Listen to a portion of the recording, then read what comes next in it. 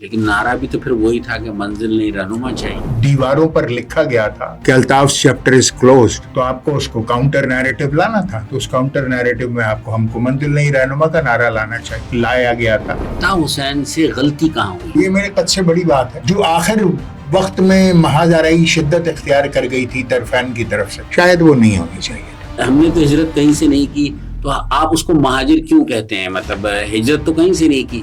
آپ نے نہیں کی ہجرت؟ ہم تو یہیں پیدا ہوئے. تو آپ کا نام رفعت کیوں ہے؟ آپ کون سے اونچے ہیں؟ کس بات کی اونچائی ہے آپ کی؟ میرا نام حیدر ہے. حیدر کے مطلب ہوتا ہے پھاڑ کھانے والا شیر. میں کون سا شیر ہوں؟ میں نے کس کو پھاڑ کھایا ہے؟ نوجوان میئر ہیں مرتضی وہاب، وہ ڈلیور کر رہے ہیں اس انداز سے. آپ کی بدقسمتی ہے کہ پیپلز پارٹی کا اپنا میئر ہے اور وہ بھی وسائل کے لیے روتا رہتا ہے. وہ وسائل کس سے مانگ رہا ہے؟ یہاں گڈھوں کے بیچ میں سڑکیں ہیں، کہیں کہیں سڑک آ جاتی ہے، ورنہ تو ماشاءاللہ آف ٹریک ڈیزرٹ ریلی کے لیے کراچی بہترین شہر ہے. ایم کیو ایم کو صوبے کی بات کرتی ہے. بھائی ہمارے باپ دادا نے ملک بنایا تھا، ہماری جاگیر ہے، ہم جو چاہیں بن کے رہیں. ہم کسی سے ڈکٹیشن کیوں لیں گے؟ ہم مہاجر تھے، ہیں، رہیں گے. پسندیدہ رہنما لیڈر کون ہے جسے آپ کہیں کہ وہ آپ کا آئیڈیل ہے؟ ڈاکٹر عمران فاروق میرے لیے بڑے لوگ تھے، اس میں کوئی شک نہیں. پسندیدہ گانا کون سا جو اکثر آپ گنگناتے بھی ہوں؟ آئی am a very good bath room singer. کیا تم کبھی باتھ روم میں نہیں نہائے تھے؟ اس میں تم نے گانے نہیں گائے؟ نہیں.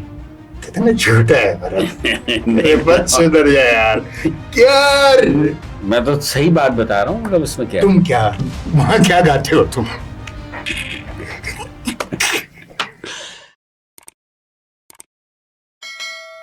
آج کے کیور پاکستان کے پوڈ کاسٹ میں میرے ساتھ ایک مشہور و معروف شخصیت موجود ہیں اور وہ کسی تعارف کی محتاج نہیں ہے. میرا ان کا ایک بڑا پرانا تعلق ہے، زمانہ طالب علمی کا تعلق ہے. بہت ساری لبرٹی میں ان سے لے لیتا ہوں، بہت ساری باتیں کر لیتا ہوں، لڑتے جھگڑتے بھی رہے ہیں، دوستی بھی ہے.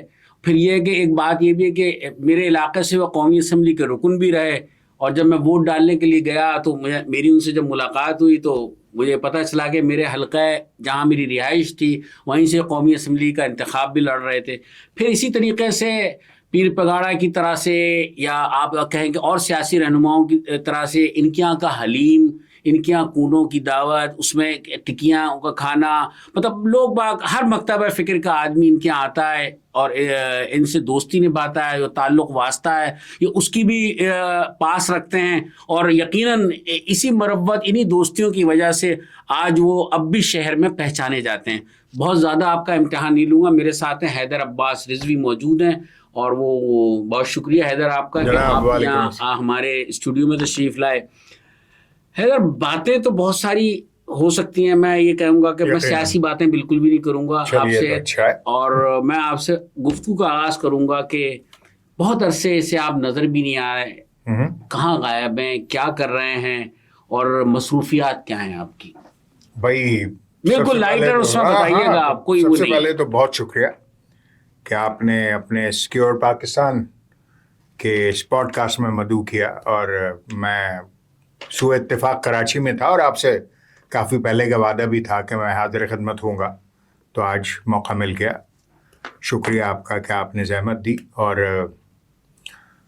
بہرحال بنیادی طور پر ہر مڈل کلاس آدمی کا جو مسئلہ ہوتا ہے وہ مجھے بھی لاحق ہے، یعنی فکر معاش. پہلے بچے چھوٹے تھے، اب بچے بڑے ہو گئے ہیں، ظاہر اخراجات بھی اسی طریقے سے بچوں کے ساتھ ساتھ بڑھتے ہیں، تو فکر معاش زیادہ ہے. اور فکر معاش میں کبھی کراچی کبھی اسلام آباد شٹلنگ چلتی رہتی ہے. کاروباری مصروفیات ہیں، کچھ کام کر رہے ہیں، تو یہ وہ ساری چیزیں ہیں جو کہ اس وقت ہیں. اور پھر سیاسی میدانوں میں بھی بہت کچھ کر لینے کی گنجائش تھوڑی کم ہے. اچھا، لیکن ایک خاص بات یہ بھی ہے کہ سنا میں نے یہ ہے کہ چھٹی والے دن آپ کہیں حلوہ پوری کھانے بھی جاتے ہیں. میرے خیال سے چھٹی والے دن حلوہ پوری کھانے تو کوئی بھی چلا مطلب جاتا ہے. دکان جسے کہہ سکتے ہیں. میں تو ایک بات ہے کہ یہ بھی آپ کی دوستوں میں سے یہ بات ہے کہ بڑی آپ کی پسندیدہ کوئی دکان ہے. کس کی دکان ہے؟ کوئی دکان ایسی ہے یا کوئی؟ ہاں، مطلب اگر ہم دوست اکٹھے ہو جائیں تو میں نے سیاست یہ کی ہے اپنے دوستوں کے حلقے میں کہ ان کی بیگمات کا بھی ایک گروپ بنا دیا ہے. تو اب ہم وہاں بھی انہیں بھی انگیج کیا جاتا رہے. اب فرض کرو کہ مجھے تمہارے گھر آنا ہے اور رات 2 بجے تک بیٹھنا ہے، تو ظاہر ہے میری بیوی فکر مند ہو جاتی ہے کہ میں کہاں ہوں. تو وہ میں اگر کہہ کر آیا ہوں کہ میں رفعت کے گھر ہوں تو وہ بجائے مجھے یا تمہیں فون کرنے کے بھابھی کو فون کر لے گی نا کہ بھائی وہ بیٹھے ہوئے ہیں تو خیریت ہے یہ وہ. تو ان کا اپنا ایک گروپ ہے. تو اکثر یہ پریشر رہتا ہے. دوستوں کا ایک گروپ ہے ہمارا جو کہ بچپن سے ہیں ہم ساتھ, یعنی دہلی اسکول اور دہلی کالج اور پھر کراچی یونیورسٹی. تو آپ یوں سمجھیے کہ اس 57 سال کی عمر میں 52 سال 51 سال سے دوست ہیں وہ ہمارے. تو ان کی بیگمات اور اب ان کے بچے بھی ہمارے بچوں کے دوست ہیں. تو more of a family rather that is the family. تو ان کے ساتھ پلان ہوتا ہے. اکثر چیزیں پلان ہو جاتی ہیں کہ صبح حلوہ پوری کھائیں گے ناشتے پر سنڈے کو, تو حلوہ پوری کھانے چلے جاتے ہیں. کبھی نیو کراچی کے پائے ہیں تو پائے کھا لیتے ہیں. تو یہ تو چیزیں چلتی رہتی ہیں میرے خیال سے ہر ہی دوستوں کے گروپ میں. ساری یادیں وابستہ ہیں اس شہر سے, اچانک اس شہر سے غائب کیوں ہو گئے؟ فکر معاش. جہاں پر آپ کو اپرچونٹی ملتی ہے کچھ کر لینے کی تو وہاں پر انسان کوشش کرتا ہے. اور میں بھی ایسے ہی کر رہا ہوں کہ اسلام آباد میں میرا زیادہ وقت اس وقت گزر رہا ہے, اور مگر بیگم بچے یہیں کراچی میں ہیں تو دل کراچی میں ہوتا ہے اور خود اسلام آباد میں ہوتے ہیں. کام کی وجہ سے جب یہاں آ جاتے ہیں تو دل اسلام آباد میں رہ جاتا ہے, پھر یہاں آ جاتے ہیں. یہ تو آپ نے اسلام آباد کی بات بتائی, کینیڈا کیوں چلے گئے تھے؟ کینیڈا جلا وطنی تھی اور بہت سارے دباؤ تھے. جو حالات تھے اس وقت کراچی کے, جو صورتحال تھی, بڑی انسرٹینٹی تھی. دباؤ بھی تھے کہ کچھ لوگ کہتے تھے پارٹی چھوڑ دو, پارٹی سے علیحدگی اختیار کر لو اور کسی اور پارٹی میں چلے جاؤ. کہیں سے ایسی سچویشن تھی کہ انسرٹینٹی تھی, اور اس انسرٹینٹی کی سچویشن آپ نے علی رضا عابدی کی شکل میں بھی دیکھی ہے. تو وہ ساری چیزیں, اس دباؤ کو میں برداشت کر رہا تھا اور پارٹی نہیں چھوڑی, ملک چھوڑنا پڑ مطلب گیا. اس دباؤ کے نتیجے میں آپ نے سیکیور کرنے کے لیے اپنے آپ کو یہاں سے ہجرت کی. ہجرت کہہ لیں, جلاوطنی کہہ لیں, اختیار میں کی. تو کچھ ماہ کے لیے گیا تھا, پھر یہ میسیجز ملنے لگے پارٹی سے کہ ابھی واپس نہیں آنا, اور پھر وہ جلاوطنی لمبی ہو گئی اور 5 برس پر محیط ہو گئی. جون 2016 میں گیا تھا, 16 گیا, 17 گیا, 18 گیا, 19, پھر 20 نومبر کو میں واپس آیا. تو کینیڈا آدھا 2.5 برس کینیڈا میں گزرا, 2.5 برس دبئی میں گزرا, تو لگ بھگ 5 برس, ٹو بی ویری پریسائز اگر میں گنوں تو 4 سال اور 8 مہینے. تو کوئی نیشنلٹی بھی لے لی تھی وہاں کی, یا کوئی آپ نے سرنڈر کر دیا تھا بعد میں لینے کے بعد؟ نہیں, نیشنلٹی تو ایک زمانہ تھا کہ جب ہم اسٹوڈنٹس تھے امریکہ میں, تو میں ڈیٹروئٹ میں پڑھتا تھا. ڈیٹروئٹ تو نیبرنگ اسٹیٹ ہے کینیڈا کی, تو وہ اسی زمانے میں پروسیس ہو گیا تھا. تو وہ تو بیک ان 94 یو ایس گیا تھا میں, 98 تک یہ ساری چیزیں پروسیس ہو گئی تھی. تو وہ تو اسی زمانے کی تھی, مگر کبھی ذہن میں یہ گمان بھی نہیں تھا کہ ہمیں ترک وطن کرنا ہوگا اور ترک سکونت کرنی ہوگی. مگر کیا فیل کیا اس دوران آپ نے یہاں اس شہر سے دوری کو کیسے محسوس کیا؟ رفعت, میری زندگی کا بہت تلخ اور بہت شیریں تجربہ دونوں, کہ تلخ اس لحاظ سے کہ گھر والوں سے دور, امی سے دور, امی بیمار تھیں, اس حالت میں چھوڑ کے جانا امی کو, بچے, بیگم, بھائی کے بچے. مطلب ہم, تمہیں تو پتہ ہی ہے کہ ہم ایک گھر میں اپنی امی کے ساتھ رہا کرتے تھے, اور امی کے انتقال کے بعد میں اور چھوٹا بھائی ایک دوسرے کے ساتھ رہتے ہیں. تو ہم 8 بچے ہمارے ملا کے, اور پھر مطلب ایک بھرا پورا گھر تھا. وہ چھوٹ گیا, دوست چھوٹے, گلیاں چھوٹی, سڑکیں چھوٹی, محلے چھوٹے, سبھی کچھ چھوٹ گیا. اور پھر مالی پریشانیوں نے گھیرا, دن میں جاب, شام کو اوبر چلانا, اس میں فیملی کو پالنا, اور مطلب ایک مشکل وقت تھا. مگر مولا علی کا قول ہے کہ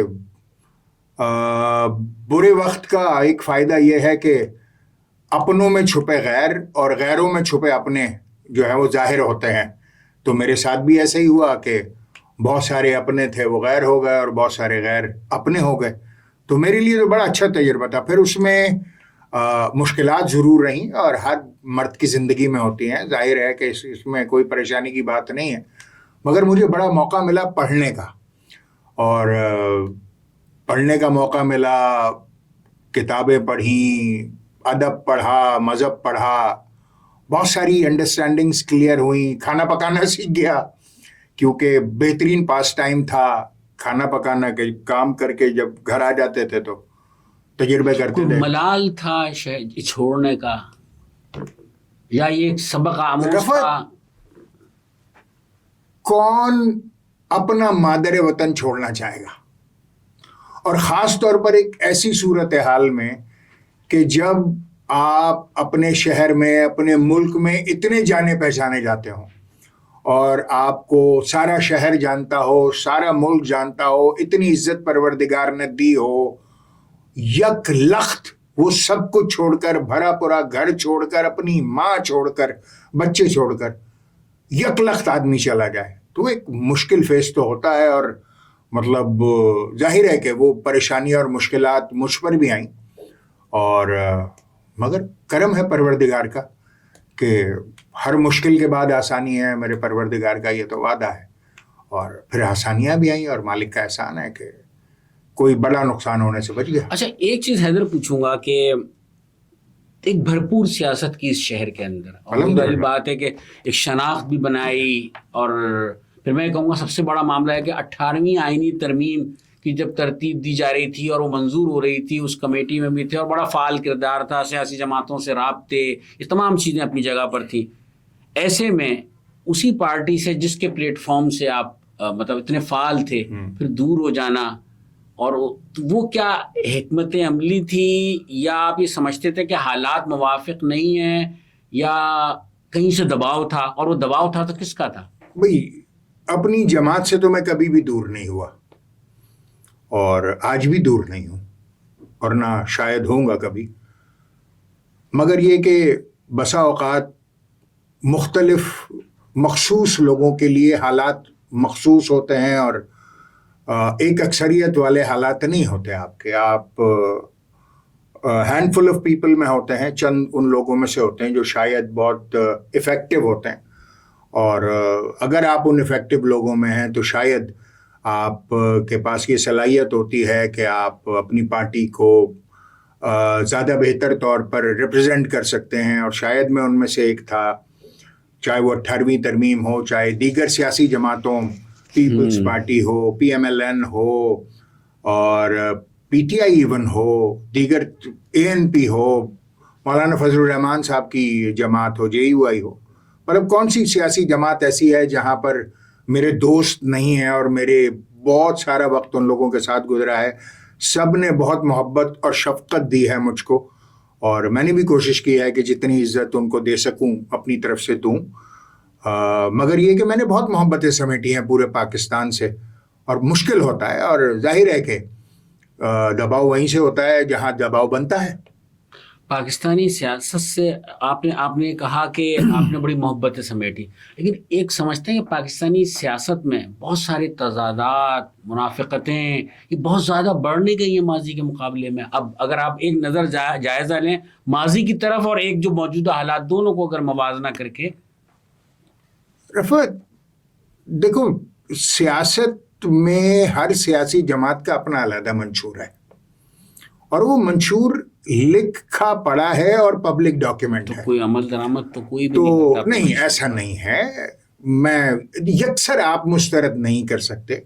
اب اگر میں ایم کیو ایم کی ہی مثال لے لوں تو 2008 سے لے کر آج تک کا جو ایم کیو ایم کا مشہور ہے, 2008, 2013, پھر 2015 کا بلدیاتی انتخابات, پھر 2018 اور 2024, مطلب 5 الیکشنز تو میں نے گن لیا نا.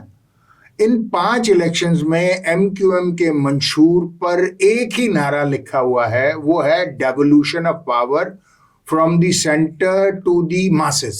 لیکن یہ ہمارا خواب ہے. اختیارات ہونے کے باوجود کروا تو نہیں پائے نا. آپ کیا سمجھتے ہیں کہ 18ویں ترمیم ڈیولوشن آف پاور, 18ویں ترمیم ہے کیا؟ It's all about devolution of power. ٹھیک ہے نا, مطلب وہ ایک فیز اس کا مکمل ہو گیا کہ وفاق سے صوبوں تک اختیارات آ گئے. اب صوبوں سے نیچے ابھی تک نہیں اتر پائے, گو کہ सुप्रीम कोर्ट के इस पे फैसले मौजूद हैं, इंटरप्रिटेशंस कर दी हैं सुप्रीम कोर्ट ने, आर्टिकल 140A को वेल एक्सप्लेन कर दिया है। मगर अभी हमारी सियासी बदकिस्मती ये है कि हमारे जो 4 सूबे हैं और उन 4 सूबों की जो हुकूमतें हैं वो उसको डिवॉल्व करने को तैयार नहीं है। अगर ये अगला फेज मुकम्मल हो जाए तो पाकिस्तान में बहुत शानदार सियासी निज़ाम आ जाएगा। तो क्या इस खौफ से कि ये कभी होने नहीं देंगे सूबे या वफाक कभी होने नहीं देगा, क्या इस सियासी जद्दोजहद का आगाज़ ना किया जाता? इस सियासी जद्दोजहद का आगाज़ किया गया, 18वीं तरमीम मंजूर हुई, वफाक से इख्तियारात सूबे तक आ गए। अब सूबे जो हैं अनफॉर्चुनेटली उन रिसोर्सेज पर जो है वो सांप बने बैठे हैं और आवाम तक मुंतकिल नहीं होने दे रहे।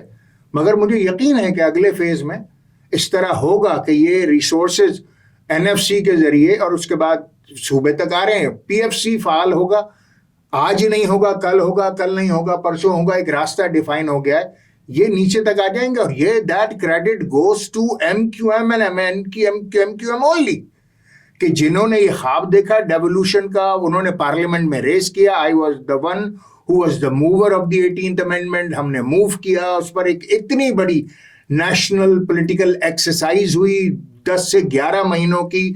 तमाम टॉप ब्रेन, जिनमें मैं सबसे छोटा था, बाकी तमाम बड़े दिमाग सियासी उसमें बैठे, हर जमात का इम्पोर्टेंट तरीन आदमी उसमें था। डेवोल्यूशन हुई, सूबों तक इख्तियारात गए। अब वो जो है वो बल्दियाती सतहों तक और प्रोविंशियल से लोकल गवर्नमेंट्स तक आने हैं और आवाम तक जाने हैं। अच्छा, एक बात बताएं तो मुकम्मल है आपका सबसे ज्यादा इत्तेहाद, जब आप भरपूर सियासत कर रहे थे तो पाकिस्तान पीपल्स पार्टी ही MQM की इत्तेहादी बनती थी और MQM उसकी इत्तेहादी बनती थी। सबसे ज्यादा ताल्लुक सियासत में एक इत्तेहाद की सूरत में उनके साथ रहा। कैसा तजर्बा रहा पीपल्स पार्टी का आपका सूबा सिंध के हवाले से खास तौर पे? देखिए, क्या सोच है, क्या हमने कभी भी अपने इत्तेहादी मुंतखब नहीं किए, तो कहीं से फिर दबाव के नतीजे में आप नहीं उनके साथ शामिल आप होते मेरी थे? बात नहीं समझे हुजूर। मैं कराची, हैदराबाद, मीरपुर खास और सक्खर से सीट ले लेता था। बाकी मांदा पाकिस्तान से दीगर सियासी जमातों को अवाम वोट दिया करते थे। अगर अवाम पाकिस्तान ने पीपल्स पार्टी को वोट दिया तो पीपल्स पार्टी हमारे सामने आकर खड़ी हुई। अगर नून को वोट दिया तो नून आकर खड़ी हुई। अगर PTI को वोट दिया तो PTI आकर खड़ी। तो मुंतखब तो उन्हें अवाम पाकिस्तान ने किया और हम बहैसियत एक सियासी जमात के पॉलिटिकल अलायंसेस बनाने पर यकीन रखते हैं, बिल्कुल उसी तरीके से जिस तरह पाकिस्तान की दीगर जमातें बनाती रही हैं। MQM तो शायद इस मुल्क की नौजायदा तरीन सियासी जमात है। लेकिन पाकिस्तान पीपल्स पार्टी, नून, जमात इस्लामी, JUI, ANP, ये सारी जमातें तो उम्र में MQM से बहुत बड़ी हैं। बिल्कुल आपने दुरुस्त कहा, आपने बहुत सादगी से बात कह दी। तो इसका मतलब ये हुआ कि हमारी पाकिस्तानी सियासत में कोई किरदार इस्टेब्लिशमेंट का बिल्कुल भी नहीं है और कोई दबाव नहीं होता किसी सियासी पार्टी के ऊपर या कुछ भी नहीं होता। फिर आप इसकी नफ़ी कर रहे हैं? तो फिर मैं बिल्कुल नफ़ी नहीं कर रहा हूँ, मैं आपसे अर्ज ये कर रहा हूँ कि हमारे पॉलिटिकल बाज़ दफ़ा तो मजबूरी में भी इत्तेहाद करना पड़ा है ना। हाँ, PTI के दौर में ऐसा हुआ है और हमने बारहा कहा है और खुलकर कहा है। फैसल सब्जवारी जाकर इमरान खान के मुंह पर कहकर आए हैं कि हमें जबरदस्ती आपके आगे बांध कर डाला गया।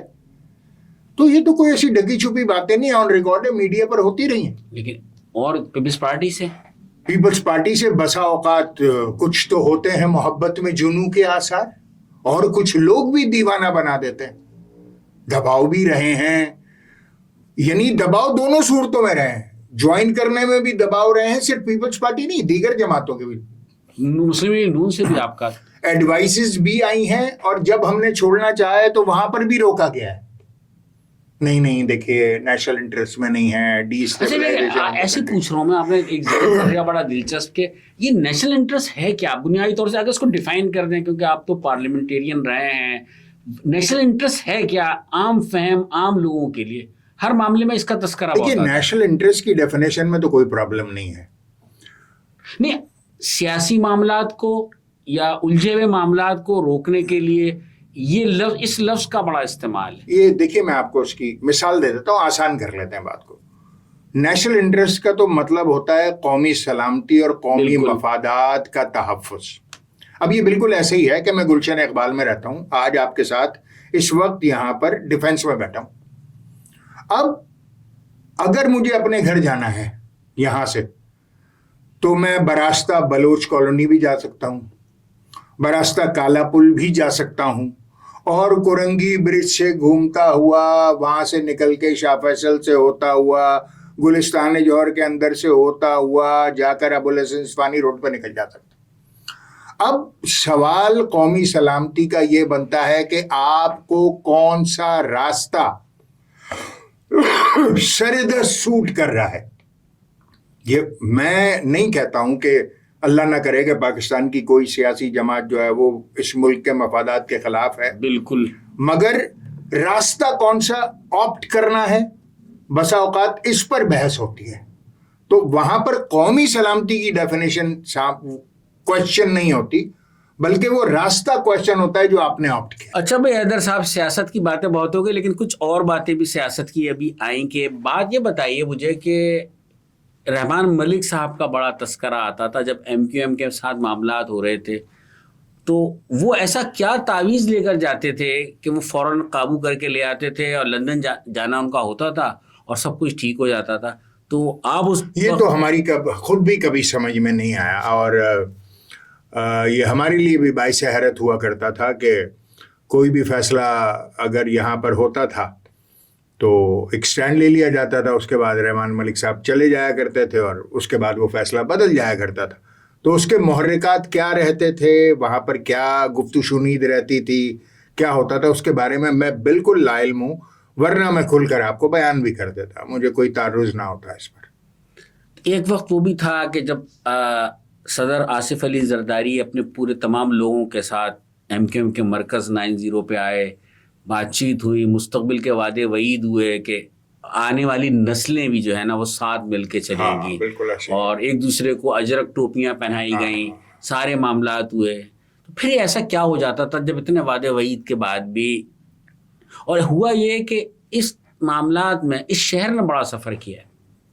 دیکھیے بات یہ ہے کہ ہم فریق ثانی رہے ہیں ہمیشہ, ہم فریق اول نہیں رہے, اور جو وعدے پورے کرنے والی بات ہوتی تھی وہ ہمیشہ فریق اول کے ساتھ ہوتی تھی, کیونکہ وفاق میں اور صوبے میں حکمرانی ان کے پاس تھی, اور ہم تو جو تھے فریق ثانی تھے.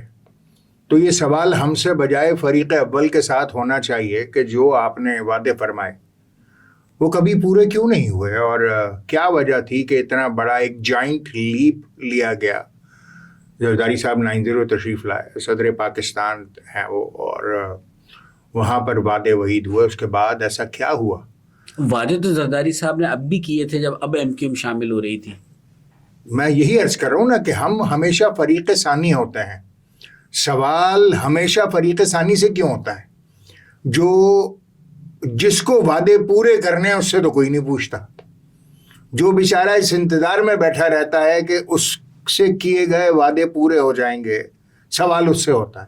یہ کون سی سیاسی حکمت ہے یا کون سی میڈیائی حکمت ہے, میری سمجھ سے باہر ہے. مگر کبھی یہ سوال زرداری صاحب ملیں تو ضرور کیجیے گا, یہ سوال چیئرمین بلاول بھٹو ملیں آپ سے تو ان سے کیجیے گا, یہ سوال مراد علی شاہ ملیں تو ان سے کیجیے گا, تو آپ کو واضح ہو جائے گا کہ بھائی آپ نے جو وعدے فرمائے تھے وہ پورے کیوں نہیں کیے. اگر میں آپ سے یہ وعدہ کروں کہ میں کل آپ کو 100 روپے دوں گا مثال کے طور پر, تو کوئی آپ سے سوال پوچھے کہ یار وہ حیدر نے 100 روپے نہیں دیے تمہیں, تو یہ سوال آپ سے نہیں بنتا, مجھ سے بنتا ہے کہ آپ نے رفعت صاحب سے وعدہ کیا تھا کہ آپ کل 100 روپے دیں گے ان کو, مگر آپ نے کیوں نہیں دیے, اور رفعت صاحب کیوں ناراض ہو گئے آپ سے. ناراض اس لیے ہوئے کہ وعدے ڈلیور نہیں ہوئے, جو وعدہ کیا تھا وہ پورا نہیں ہوا. تیرے وعدے پر جیے ہم, تو یہ جان جھوٹ جانا کہ خوشی سے مر نہ جاتے اگر اعتبار ہوتا. واہ صاحب, بھائی یہ بتائیں شعر و شاعری سے بڑا شغف ہے آپ کو. ہاں یہ ہماری گھٹی میں ہے, شعر, مشاعرے, شعر, ادب, مشاعرے, نثر, اب تو میں کراچی یونیورسٹی میں اسٹوڈنٹ بھی ہوں, انرولڈ اسٹوڈنٹ ہوں ایم فل کا, اور اردو ادب میں کورس ورک ہو گیا, اب تھیسس پہ کام کر رہا ہوں آج کل. یعنی آپ ڈاکٹر حیدر عباس رضوی ہو جائیں گے پھر پی ایچ ڈی کرنے کے بعد. اگر پی ایچ ڈی مکمل ہو گیا, یہ آسان کام نہیں ہے, اور مصروفیات کے ساتھ تو بالکل. میں نے سنا ہے کہ آپ واقعتاً, ویسے تو پی ایچ ڈی لوگ باہر سے تھیسس لکھوائے کر لیتے ہیں, لیکن میں نے سنا ہے کہ آپ پڑھ لکھ کے کر رہے ہیں اور باقاعدگی سے جاتے ہیں, اور کیا کتنی صداقت ہے کہ آپ بہت سنجیدگی اور دلچسپی سے کر رہے ہیں. دیکھو رفت, شاید اس وقت جب آپ پڑھتے تھے یونیورسٹی میں اتنی دلچسپی نہ لی ہو تعلیم میں, اب لے رہے ہیں زیادہ. جس حصے میں میں اور تم ہیں اس میں ہمیں ایم فل یا پی ایچ ڈی کی ڈگری کیا دے گی؟ جو عزت, جو شہرت, جو کچھ معاشرے میں مقام, وہ اب کسی پی ایچ ڈی یا ایم فل سے تو ملنا نہیں ہے. بالکل. اور اگر میں اپنے آپ کو انرول کر رہا ہوں کراچی یونیورسٹی میں, تو اس کا مطلب یہ ہے کہ میں اپنے آپ کو اسکروٹنی کے لیے پیش کر رہا ہوں, کہ لوگ دیکھ رہے ہیں کہ حیدر بھائی جا رہے ہیں, پڑھ رہے ہیں, کلاسیں لے رہے ہیں, نہیں لے رہے ہیں, ان کی اٹینڈنس بھی لوگ دیکھ رہے ہیں. بلکہ اخبارات نے اس بات کو چھاپا ہے کہ حیدر عباس رضوی ساری کلاسیں لے رہے ہیں, حیدر عباس رضوی جامعہ میں انرولڈ ہو گئے. مطلب یہ اخبار کے لیے خبر ہے. تو اگر میں نے اپنے آپ کو اسکروٹنی کے لیے پیش کیا ہے کہ بھائی I want to do a legitimate hard and M Phil اور P H D in Urdu, اگر میں واقعی اردو ادب میں یہ تعلیم حاصل کرنا چاہتا ہوں, تو ریسرچ, اردو ریسرچ جو ہے, اردو تحقیق جو ہے, وہ میرا شوق ہے, اور میں تحقیق سیکھنا چاہتا ہوں, اور میں بڑا سیریسلی اس کے اوپر کام کر رہا ہوں. کیونکہ عمر کے حصے میں مجھے اب کون سی نوکری لینی ہے یار, یا میرا کون سا 17واں گریڈ 18ویں میں ہو جائے گا. مجھے شوق ہے, میں کر رہا ہوں. اور میں نے ہمیشہ اپنے پرانے انٹرویوز میں 20 سال پہلے, 10 سال پہلے, 15 سال پہلے یہ کہا تھا کہ زندگی نے اگر مجھے موقع دیا تو میں اردو ادب میں پی ایچ ڈی کروں گا. And I am trying my level best کہ کسی طریقے سے ہو جائے, اور محنت کر رہا ہوں ایمانداری کے ساتھ. اچھا, اب آپ یونیورسٹی, ایک وقت وہ تھا جب آپ یونیورسٹی جاتے تھے, مطلب ایک چلبلا حیدر عباس رضوی, غسیلا, غصہ بھی آپ میں بہت بلا کا تھا ویسے. ہاں. اور لیکن اب آپ جاتے ہیں تو اب لوگ کہتے ہیں بڑا ہمبل, بہت خاموش, اور ٹھہراؤ آ گیا. تو عمر کے ساتھ ساتھ آیا ہے یا حالات نے یہ تبدیلی پیدا کی ہے, میرے خیال سے کراچی, یا ریئلائز کیا؟ نہیں, کچھ ایکسٹرا آرڈنری تو مجھ میں ہے ہی نہیں. کراچی کا یا پورے پاکستان میں بھی آپ کہہ لیجئے, ہر نوجوان جو 20-22 برس کا ہے وہ اینگری ینگ مین ہے. تو آپ تو اس وقت بھی اینگری ینگ میں مین. یہی عرض کر رہا ہوں نا کہ مگر اب میں 20-22 کا تو نہیں ہوں, تو وہ اینگری ینگ مین ہے. اب وہ غصہ کہاں نکال رہا ہے, اس کے آؤٹ لیٹس کیا ہیں غصہ نکالنے کے.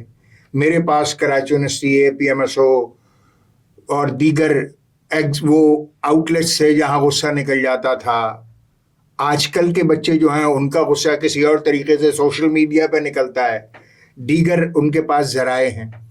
تو 20-22 سال کی عمر کا نوجوان یونیورسٹی میں ایسے ہی ہوتے ہیں جیسے میں تھا, کوئی بڑا فرق تھوڑی ہے. پھر بتدریج جب آدمی پاس آؤٹ ہو کر نوکری شروع کرتا ہے, تو جیسے غالب نے کہا تھا نا کہ غالب وظیفہ خار ہو, دو شاہ کو دعا, غالب وظیفہ خار ہو, دو شاہ کو دعا, وہ دن گئے کہ کہتے تھے نوکر نہیں ہوں میں. تو جیسے ہی آپ نوکری میں جاتے ہیں آپ کو زندگی کا لک پتہ جاتا ہے. بالکل. اور جیسے ہی آپ کی نوکری پکی ہوتی ہے آپ کی شادی ہو جاتی ہے. چلے شادی تو وہ اور زیادہ لک پتہ جاتا ہے. اب میں شادی کی طرف آتا ہوں. آپ یہ بتائیں کہ شادی آپ کی پسند کی ہے؟ بالکل بھی نہیں. مجھے تو پتا بھی نہیں تھا کہ میری منگنی کس سے ہو رہی ہے. میں امریکہ میں تھا اور ایک دن میری والدہ کی کال آئی میرے پاس. اچھا, ایسا ہوتا نہیں تھا. امریکہ سے لوگ پاکستان فون کیا کرتے تھے. پاکستان سے اگر کوئی کال خدا نہ خاصہ اس زمانے میں چلی جائے تو اس کا مطلب یہ ہوتا تھا کوئی مر گیا, اور کوئی معنی نہیں ہوتے تھے اس کے کہ پاکستان سے کال, خدا خیر کرے کیا ہوا. تو اماں کی کال آ گئی. وہ اماں کی کال آئی تو آئی واز شاکڈ کہ خدا خیر کرے کیا ہوا کیا. میں نے کہا جی امی. تو کہنے بیٹے وہ جمعے کو تمہاری منگنی رکھ رہے ہیں, تو بس یہ تمہیں بتانا تھا. میں نے کہا اماں کس سے رکھ رہے ہیں, کیا کر رہے ہیں, کیا کر رہے ہیں, شکل تو دکھا دے, کوئی تصویر تو بھیج دیں. تو امی نے بڑی اس سے کہا ایک تجاہل عارفانہ سے کہ میاں وہ ہم ویڈیو والا لے کے جا رہے ہیں تو جمعے کو جب ویڈیو منگنی ہوگی تمہاری تو وہ ویڈیو بنا کے ویڈیو بھیج دیں گے تمہاری. تو ایسا تو نہیں تھا کہ پیوش نے پسند تھا؟ کس کو پسند تھا؟ آپ کو. یعنی ہماری بیگم کے ساتھ ہماری کوئی ارینجمنٹ تھی؟ بیگم کے ساتھ نہیں بات ہو رہی ہے. بیگم تو آپ کی والدہ نے ارینج کر دیا, ارینج میرج کو تو. لیکن آپ ہو سکتا ہے کسی کو پسند کرتے ہو, شاید اس لیے آپ تھوڑے سے. نہیں ایسا تو نہیں تھا. میں طالب علمی کے زمانے کی بات کر رہا ہوں. کون نہیں کرتا بھائی, کون نہیں کرتا رفت. میں کہہ رہا ہوں نا, مجھ میں کچھ بھی مختلف نہ تھا, نہ ہے, نہ ہوگا. ہم یہی سمجھا کرتے تھے, مطلب ایک پوائنٹ کی مخصوص بس میں جایا کرتے تھے, تو ہم نہیں میرے پوائنٹ میں کوئی مسئلہ ایسا نہیں تھا. اچھا, آؤٹ آف یونیورسٹی تھا, پوائنٹ میں کبھی ایسا کوئی مسئلہ نہیں تھا. مطلب جامعہ کراچی میں ایسی کوئی ایکٹیویٹی نہیں. وہاں تو بھائی ہم ذمہ دار APMSO, بڑی سوبر سنجیدہ اس طرح کے معاملات تھے. مگر کون ہے یار میں اس میں, آپ بالکل جس نے محبت نہ کی ہو؟ یہی تو سننا چاہتا تھا میں, اسی لیے تو میں جو سچ ہے وہ میں کبھی نہیں چھپایا. جس نے پوچھا اس کو بتایا. میرے بچے جانتے ہیں, کچھ چوری تھوڑی ہے یار, کھلم کھلا ہے. جب ہماری بیگم سے وہ بات طے ہونے لگی تو میں نے ایک دخل در معقولات کی, اور میں نے کہا کہ بھائی میں جس لڑکی سے بھی میری شادی ہو رہی ہے, میری آپ لوگوں کے ہاں کہنے سے پہلے میں بات کرنا چاہتا ہوں اسے. اور میں نے کہا یہ میرا شرعی حق ہے. بالکل. تو انہوں نے کہا اچھا ٹھیک ہے, ہم بات کرا دیں گے. تو ہماری بیگم تو کراچی میں تھی, ہم امریکہ میں تھے. تو ہم نے بیگم کو فون پہ 1 گھنٹے ہم نے بات کی, اور ہم نے اپنا ساری روداد بیگم کو سنا دی. ہم نے کہا دیکھو بھائی ایسا ایسا مسئلہ ہے, یہ ہماری زندگی کے آڈز ہیں, یہ ہماری زندگی کے ایونٹ ہیں. کسی کی طرف دیکھتا تو میں بھی ہوں, کسی کی طرف دیکھتا تو میں بھی ہوں, بہت برا نہیں, اتنا برا تو میں بھی ہوں. تو سب بیگم کو بتا دیا, اور میں نے کہہ دیا کہ بھائی دیکھیے اب آپ کی مرضی ہے کہ آپ ہاں کر لیں گی تو ٹھیک ہے, آپ کی مہربانی, اور نہیں کریں گی تو کوئی دکھ نہیں, کوئی ملال نہیں. اس بیچاری نے بے وقوفی کی اور اب ہمارے 4 بچوں کی ماں ہے, کیا کر سکتے ہیں. نہیں, آپ کا مشکل وقت میں ساتھ بھی دیا, یہ بھی ایک کریڈٹ ہے. مطلب خاتون خانہ کو زیادہ فیس کرنا پڑتا ہے, آپ تو گھر سے غائب. بھائی میری 25 برس کی شادی میں رفعت, سچ یہ ہے کہ 10 برس پارلیمنٹ کے نکال لو, 5 برس جلا وطنی کے نکال لو, پھر جو ہماری 90 کی ایکٹیویٹی اور جو الطاف بھائی اور یہ سارے معاملات چلتے تھے, تو شاید بیوی کو میں 2-3 برس کے لیے میسر رہا ہوں. باقی تو نے بچوں کے ساتھ ہی گزاری ہے غریب نے. جو سچ ہے وہ یہ ہے, باقی بڑی ڈینگیں مارنا اور یہ کرنا وہ کرنا. نہیں, اچھی بات ہے, بالکل ایک آدمی کو جینون ہی ہونا چاہیے. یہ ایک بات اور مجھے بتائیں, میرے ذہن میں بڑے عرصے سے سوال تھا کہ MQM کو ایک عروج ملا تو اختیار ملا. اختیار نہیں ملا یار, یہی رونا ہے. دیکھو لیکن جنرل مشرف کے دور میں تو آپ یہ کہیں, اور تو ہماری پرفارمنس آسمان پھاڑ تھی. نہیں آسمان پھاڑ تھی, لیکن اختیار بھی ملا, وسائل بھی دستیاب ہوئے, اختیار ملا, ہر چیز ملا, ملی, مینڈیٹ ملا. دیکھو لیکن MQM نے اس کو صحیح طریقے سے استعمال نہیں کیا, جس کے نتیجے میں آج آپ خمیازہ بھگت رہے ہیں. آج دیکھو درست ہے, کچھ غلطیاں تو ہم سے بھی ہوئی ہیں. دیکھو فرشتے تو ہم نہیں ہیں یار, ہم اسی مٹی کی پیدا ہیں, اور یہیں سے کوئی پیچھے سے, ہم کون سا پیڈیگری پالیٹیشین تھے یار. مطلب میری تو لڑکپن تمہاری آنکھوں کے سامنے گزرا ہے, تم گواہ ہو, میں تمہارے لڑکپن کا گواہ ہوں, تم میرے لڑکپن کے گواہ ہو. ہم کون سے پیڈیگری پالیٹیشین تھے؟ روز ٹھوکر کھاتے تھے, روز سیکھتے تھے, روز ٹھوکر کھاتے تھے, روز سیکھتے تھے. اس طرح آگے چلیں, اور نہ پیچھے سے کوئی فیوڈل بیک گراؤنڈ, نہ کوئی بڑا کلرفل بیک گراؤنڈ, کچھ بھی نہیں ہے. غلطیاں بھی کی ہیں, اس میں کوئی شک نہیں ہے, مگر سسٹم سے میرا صرف گلہ یہ ہے کہ MQM کو مینڈیٹ ہمیشہ بھرپور ملا, مینڈیٹ پورا ملا, اختیار نہیں ملا یار. اور اسی کی بنیاد پر, اس اختیار کے حصول کا لیجیٹمیٹ کانسٹیٹیوشنل लीगल रास्ता ये था कि 18th अमेंडमेंट की जाए और आम आदमी तक, मतलब क्या उस सारे मरहले में एमक्यूएम से कहीं कोई गलती बहुत हुई? सारी गलतियां हुई यार, बहुत बड़ी सारी गलती है कि बुनियादी समझते हो। बहुत सारी गलतियां हुई। मिसाल के तौर पर एक समत का तयन हो जाना चाहिए था, एक मिशन स्टेटमेंट होना चाहिए था कि हमारे सियासी सफर की मंजिल क्या है, तय हो जाना चाहिए था। शायद नहीं हो पाया और अब हो जाना चाहिए। लेकिन नारा भी तो फिर वही था कि मंजिल नहीं रहनुमा चाहिए। हाँ, वो एक मखसूस वक्त के लिए था कि जब दीवारों पर लिखा गया था कि अल्ताफ चैप्टर इज क्लोज्ड, तो आपको उसको काउंटर नैरेटिव लाना था। तो उस काउंटर नैरेटिव में आपको हमको मंजिल नहीं रहनुमा का नारा लाया गया था और वो एक मखसूस हालात और मखसूस वक्त के लिए था। मगर जब वो चीज़ें बेहतर हो गई थी, इस्टेब्लिशमेंट और एमक्यूएम के दरमियान रंजिशें ख़त्म हो गई थी, एमक्यूएम को गुंजाइश मिल गई थी, परवेज़ मुशर्रफ साहब के ज़माने में वो सारे ब्रिजेस दोबारा बन गए थे, हालात बेहतर हो गए थे, तो जाहिर है कि आप चीज़ों को थोड़ी देर के लिए या मखसूस हालात की रोशनी में देखते हैं। तो अगर वो नारा आप उस टाइम फ्रेम में देख रहे थे जो 93 और 94 का था, तो बिल्कुल ठीक था, उसमें क्या दो राय थी, सारे शहर ने वो नारा लगाया। आप उसके बाद के फ्रेम में जब चीज़ें बेहतर हो गई, हालात बेहतर हो गए, आपको खुल के काम करने का मौका मिला, इस्टेब्लिशमेंट ने आपका भरपूर साथ दिया, आपको वसाइल दिए, आपको इख्तियार दिया, मैंडेट मिला आपको, और इस कॉम्बिनेशन ने क्या कमाल डिलीवर किया कराची में। शायद कराची की तारीख में ना ऐसा कभी डिलीवर हुआ था, और अगर इख्तियार और वसाइल ना मिले तो होगा भी नहीं। तो मौजूदा हालात में वो भी एक नौजवान मेयर है मुर्तज़ा वहाब, वो डिलीवर कर रहे हैं उस अंदाज से। आप बड़ी अगर मवाज़ना करें भाई, मैं तो ये कह रहा हूँ कि बड़ी बदकिस्मती है कि पीपल्स पार्टी का अपना मेयर है और वो भी वसाइल के लिए रोता रहता है। वो वसाइल किससे मांग रहा है भाई? एनएफसी के बाद पाकिस्तान के सिंध का, तो अभी भी उनका वफाक से गिला है कि बहुत सारे मंसूबे उन्होंने, हुजूर जो एनएफसी के जरिए पाकिस्तान सिंध में आ रहा है उसका कितना फीसद जो है वो कराची पर खर्च हो रहा है, अगर इस पर ही कोई बात कर ले। यानी कराची का बजट जो है, बल्दियाती बजट, लगभग 60 अरब रुपए है। कितना? 60 अरब रुपए सालाना। और मुंबई का बजट कितना है? मुंबई का बजट है 1500 हिंदुस्तानी अरब रुपए सालाना। निस्बत खाक राब आलम पाक, कहाँ राजा भोज और कहाँ गंगू तेली।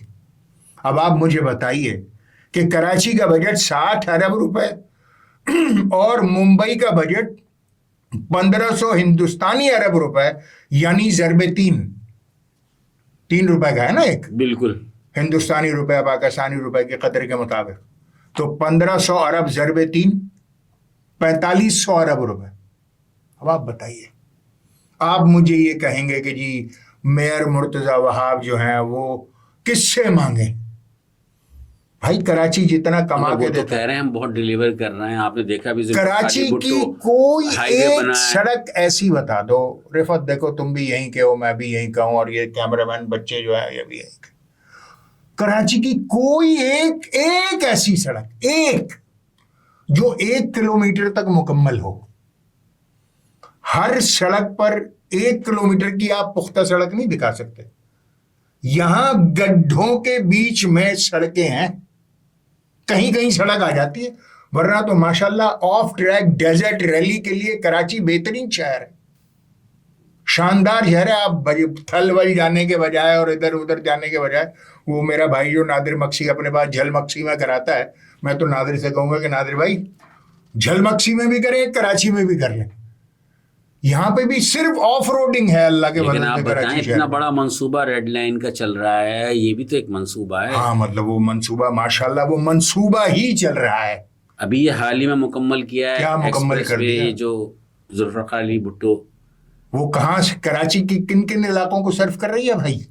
वो कईमाबाद से गालिबन शुरू होती है। मतलब वो डिफेंस फेज 8 से लेकर फेज 9 के दरमियान में जो कुछ भी है वो सर्व होगा, ऐसे ही है।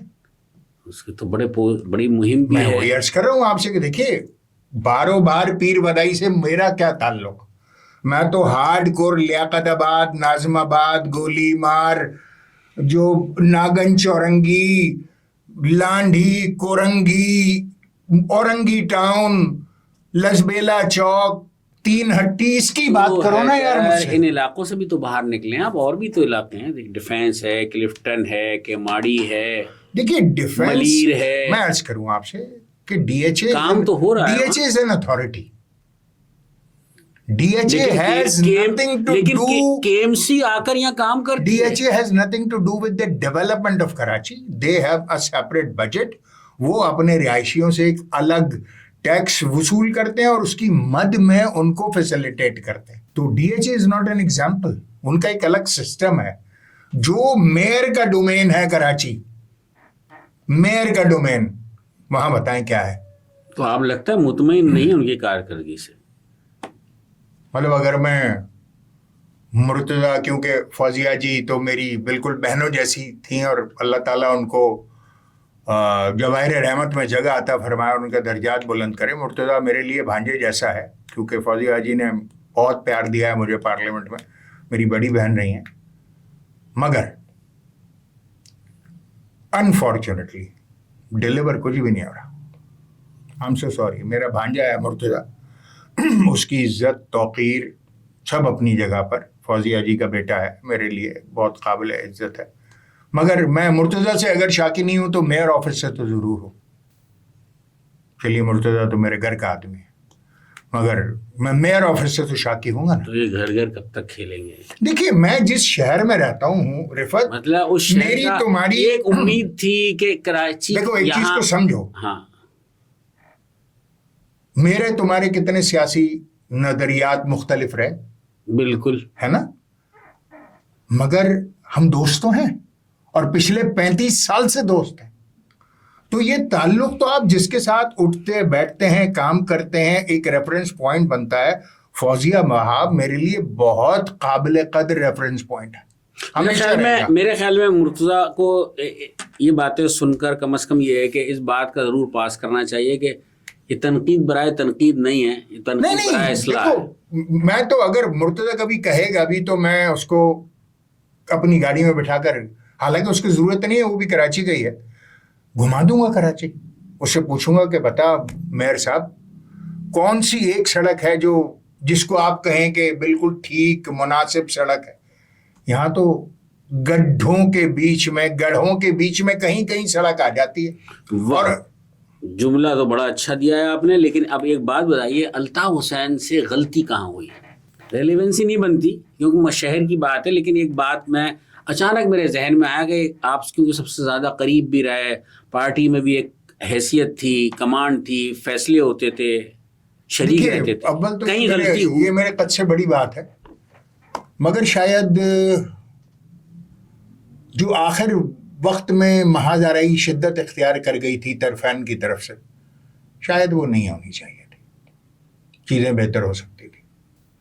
इन दिनों बहुत आमद की इत्तलात सुनाई दे रही हैं और टिकटॉक पर भी वो बड़े एक्टिव हैं और हर कुछ दिन बाद एक सकता आ रहे हैं और एक फ़िज़ा सी भी बनना शुरू हुई। इस तरह समझते हैं कि उनकी कोई जगह है पाकिस्तानी सियासत में? मैं हतमी तौर पर इसलिए नहीं कह सकता कि मेरा वहाँ राब्ता नहीं है, और जहाँ गुंजाइश होती है वहाँ का भी मुझे कोई अंदाज़ा नहीं है कि कितनी गुंजाइश बनेगी, कितनी नहीं बनेगी। अच्छा, अगर मवाजना करते हैं कि इमरान खान की पार्टी तहरीक इंसाफ के बयानात जो एक महाज़ाराई फ़ौज के साथ उनकी शुरू हुई, इस्टेब्लिशमेंट के साथ शुरू हुई, उसको देखें, MQM की महाज़ाराई, MQM के बयानात या लंदन से आने वाले बयानात, उन दोनों का मवाजना करें तो ज़्यादा संगीनी किस तरफ थी? यार रफत, बात यह है कि we are the sons of lesser God's, और जो कुछ हमारे साथ हो गया ना उसका अशर अशीर भी किसी के साथ नहीं हुआ, चाहे वो PTI ही क्यों ना हो, वो बहुत आगे आगे गए। बस शायद हम we may be are the sons of lesser God, I believe. जो कुछ हमारे साथ गुजर गया, मैं दुआ करता हूं कि किसी दुश्मन के साथ भी ना गुजरे। 25,000 شہید, ان کی مائیں بہنیں, ان کے بچے اور لاپتہ افراد اور قید و بند کی صعوبتیں, ٹارچرز, کتنے لڑکے معذور ہو گئے ہمیشہ ہمیشہ کے لیے, ذہنی معذور ہو گئے, کتنے گھرانے اجڑ گئے. مطلب جو ہم پر گزرا نا, شاید میں نہیں چاہتا کہ, اور اچھا ہے کہ کسی کے ساتھ نہیں ہوا, ٹھیک ہے, میں خوش ہوں اس بات پہ. اچھا ایک چیز پوچھتا ہوں کہ اردو ایک شناخت کا ایک معاملہ آتا ہے کہ مہاجر لفظ پہ لوگوں کو بہت ساروں کو اعتراض ہوتا ہے, اردو بولنے والے, پھر کبھی آتا ہے سن آف دا سوائل کی بات بھی ہوتی ہے, بہت ساری باتیں ہوش پوش ہو گئی ہیں. ان ساری چیزوں میں جو آج کا نوجوان ہے وہ بہت الجھ کے رہ گیا ہے, اور اس کے ذہن میں بھی بہت سارے اب سوالات آ رہے ہیں کہ ماضی میں جو کچھ ہو چکا ہے شہر میں, وہ خیالات آتے ہیں, وہ چیزیں سامنے آتی ہیں. اس ساری چیزوں کو آپ کس طرح سے دیکھتے ہیں, کیا ہے یہ؟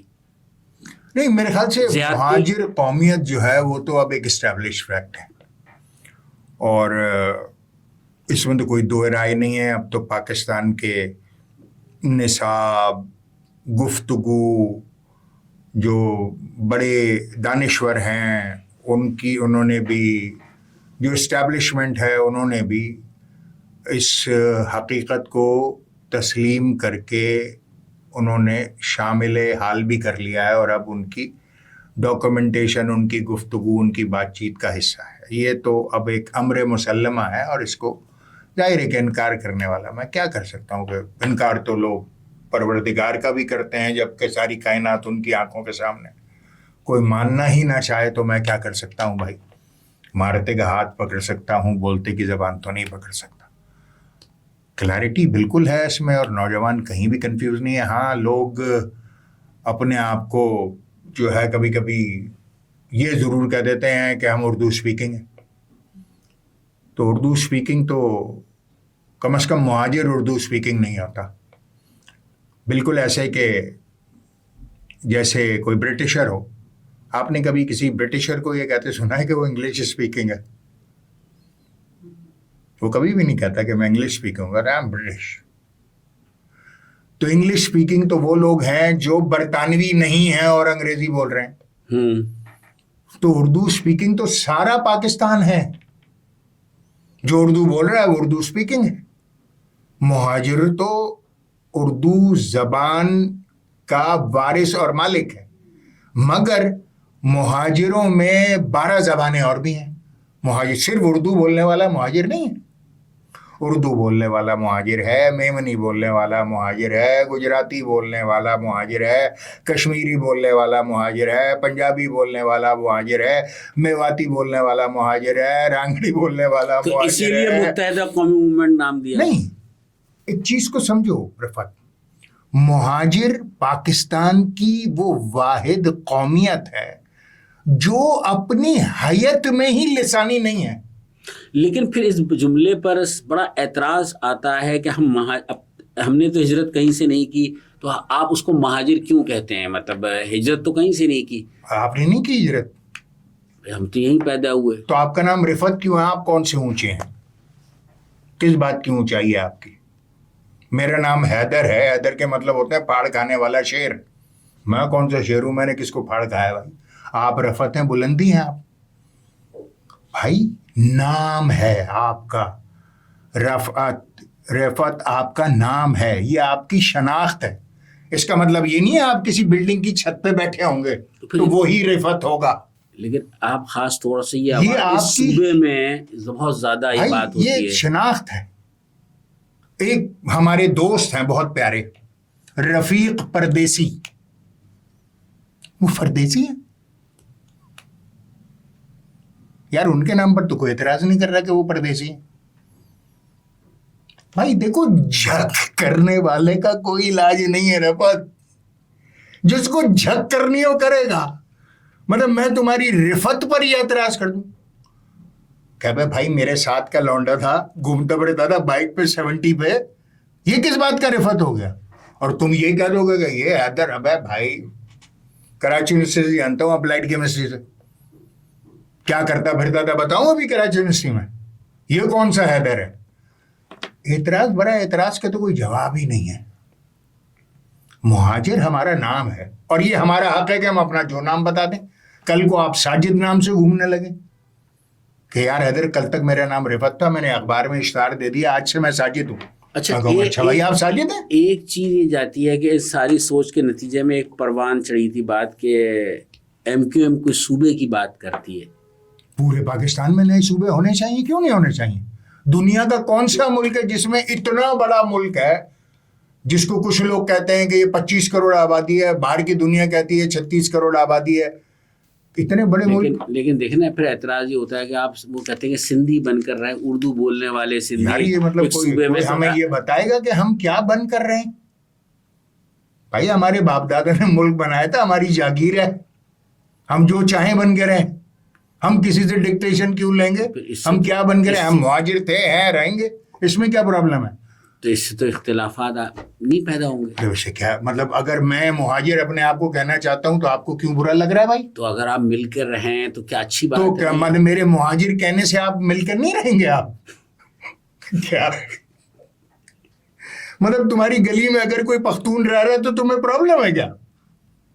مجھے تو نہیں ہے بھائی. لیکن بڑا سنجیدہ مل کے رہ رہے ہیں حیدر, یہ بڑا سنجیدہ مسئلہ بن جاتا ہے بناتے رہے. جب اس کی بات ہوتی ہے. مجھے اس سے کوئی فرق نہیں پڑتا بھائی. پورے پاکستان میں نئے پاکستان دیکھو, اگر ایک جھک برائے جھک, آرگیومنٹ برائے آرگیومنٹ, بحث برائے بحث کرنی ہے تو ایک الگ بات ہے. تو آپ کی جماعت صوبے کے حق میں ہے؟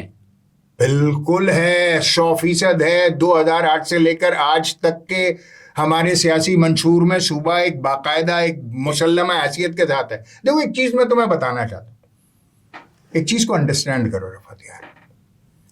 پاکستان کا جو سب سے بڑا پرابلم ہے نا, وہ گورننس کا پرابلم ہے پاکستان. یہ آپ لوگ کہتے ہیں, اس وقت کسی سے پوچھیں کہ یار معاشی حالات بہت خراب ہیں. بھائی معاشی حالات اس وقت خراب ہوں گے جب آپ کی گورننس خراب ہوگی.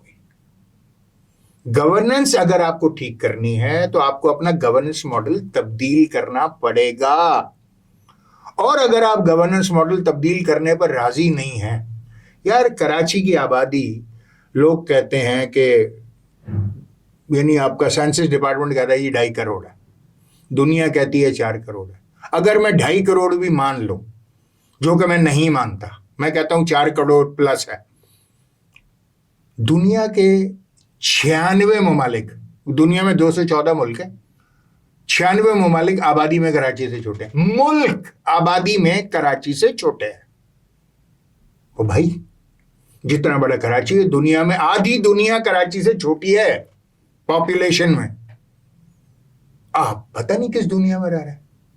نئے صوبے نہیں بن سکتے, یہ نہیں ہو سکتا. وہ گورننس ماڈل ٹھیک کرو بھائی.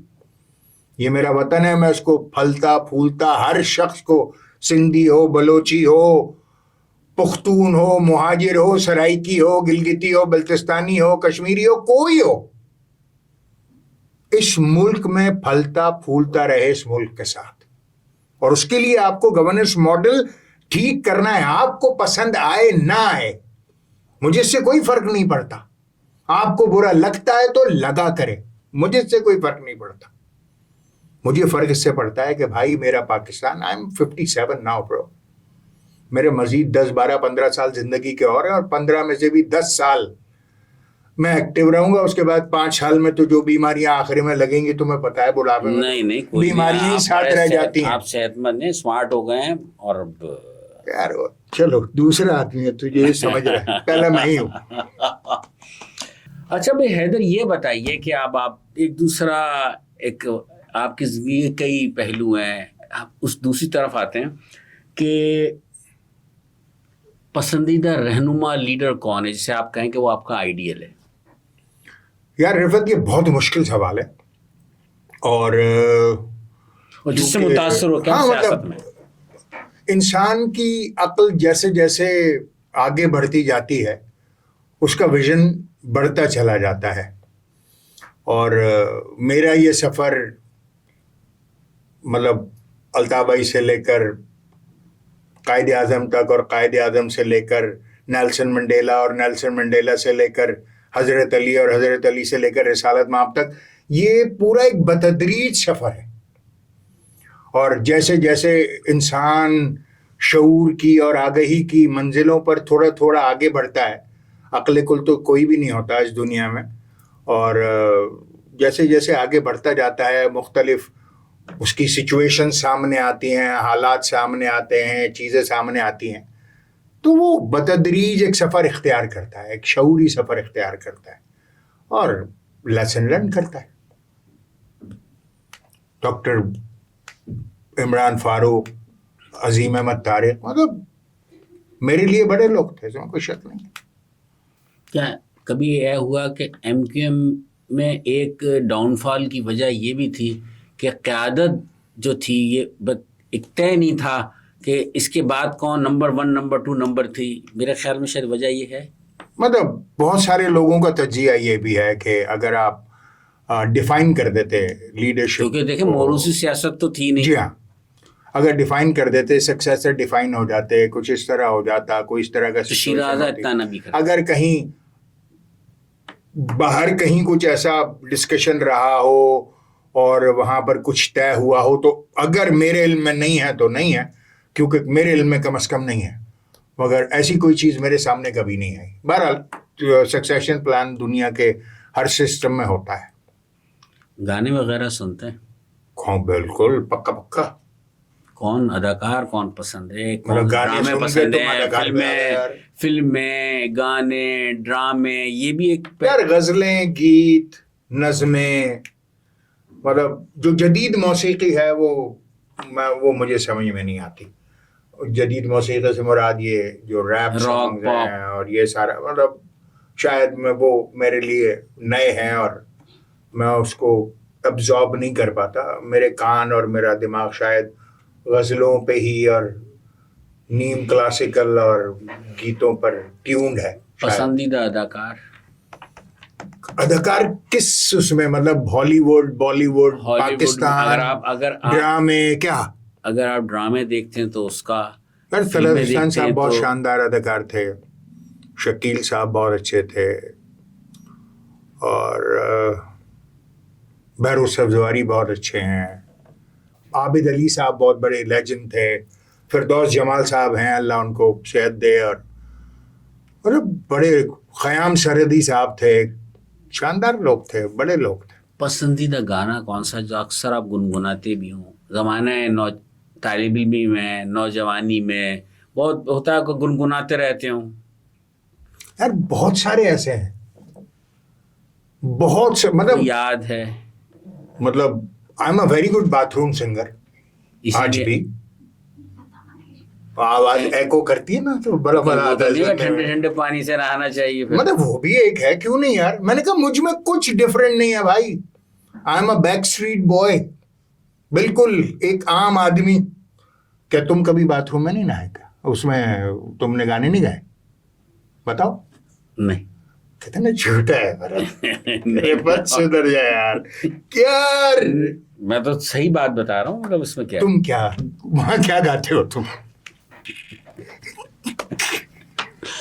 جی، اگر سنگرز کے نام لو تم، خان صاحب مہدی حسن خان، لتا منگیشکر، آشا بھوسلے، اور یہ اپنا جگجیت سنگھ اور پنکج اداس، اور نئے لوگوں میں جیسے کہ یہ استاد نصرت فتح علی خان صاحب کے جو وہ ہیں بھتیجے راحت، وہ بہت اچھا گاتے ہیں اور بہت اچھے، مطلب اس میں پھر استاد حامد علی خان صاحب اور وہ سارا گھرانہ، اور وہ استاد امانت علی خان صاحب، اسد امانت علی خان صاحب۔ میرے خیال میں آپ سبھی کا نام آپ نے لے دیا ہے کہ کوئی ان کو میں سنتا ہوں، مطلب اب بھی۔ ہاں کیوں نہیں؟ تو اس میں جو بھی لگ جاتا ہے، میڈم نور جہاں، مطلب میں تیرے سنگ کیسے چلوں سجنا، تو سمندر ہے میں ساحل، مطلب امر گیت ہیں یار۔ امجد اسلام جج صاحب کی شاعری، کمال لوگ، بڑے لوگ ہیں، بہت بڑے لوگ۔ چلتے چلتے آخر میں صرف یہ بتائیں کہ موجودہ سیاست میں یا موجودہ اس میں کوئی آنے والے دنوں میں ان حالات میں کوئی فعال کردار ادا کرنے کا ارادہ رکھتے ہیں دوبارہ سے؟ مطلب جس منزل پر مجھے میری جماعت، میرے لیڈرز اور پاکستان نے مجھے پہنچا دیا ہے، نشان امتیاز، 2 بار ممبر پارلیمنٹ، پاورز کوریڈورز، اب اگر دوبارہ بھی سب کچھ یہ واپس آ گیا تو ایسا کیا ہوگا؟ کتنی بڑی انقلابی کوئی تبدیلی آ جائے گی؟ جو پولیٹیکل انپٹ ہے، کبھی صحافیوں کے ذریعے، پروگراموں کے ذریعے، اپنی پارٹی کے لیڈرز کے ذریعے، پاکستانی پولیٹیکل پارٹیز جو دیگر سیاسی جماعتیں ان سے رابطے رہتے ہیں، ان سے گپ شپ رہتی ہے، ان سے بات چیت رہتی ہے، تو جو اپنا انپٹ ہے، جو چھوٹی موٹی عقل آئی ہے، وہ شیئر کرتے رہتے ہیں. قمر زمان کائرہ ہوا، قادر پٹیل ہوا، سعد رفیق ہوا، اسپیکر نیشنل اسمبلی ہوئے، اور کنڈی صاحب ہوئے جو گورنر اس وقت ہیں KP کے. یہ سارے جو لوگ ہیں they are really good friends, بہت اچھے دوست ہیں میرے، بڑے احسانات ہیں ان کے میرے سر کے اوپر، اور خاطر کے تو خیر کیا ہی کہنے. تو ان کے ذریعے چیزیں ڈسمنیٹ کرتا ہوں. یعنی آپ پر امید ہیں کہ آنے والے دنوں میں کوئی نہ کوئی کردار ادا کر سکتے ہیں سیاست میں؟ بھائی دیکھیے، سیاست اور کاروبار میں نہ نہیں ہوتی، ٹھیک ہے، اور انسان کو، مگر اب تو فعال ہونے کے لیے شرائط طے ہوتی ہے. انسان کو خوشگمان ہونا چاہیے. بہت شکریہ. Thank you.